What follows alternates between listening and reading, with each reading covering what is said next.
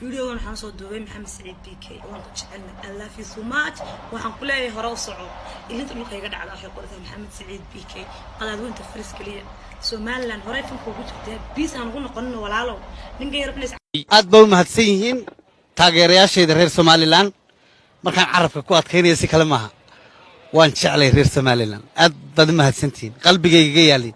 dhiigayga hadduu dhulka saa ugu dhaco wuxuu qorayaa Somaliland si wanaagsan barnaamijyo ayaad doonaysaa dhinaca fanka inaad Kenya ku qabato kuumay suurtagalin sidaad arintaa u aragtay dhib ma arko inay wixii tareen baan u haystaa maasha Allah dadkayga iyo dalkayga iga badan Badri dad kale sibuu fanaanku isku soo koobay maadaama fanaaniintu daayihiin dhulalka oo dhan isagu haysa soo koobay maxaad ka leedahay inta Soomaaliga ku hadasha meel kasta joogto waa salaamaya ma Muqdisho mise inta kale Muqdisho iska maqnaatay laakiin inta kale way iga badan tahay $1 haday siiyaan average one.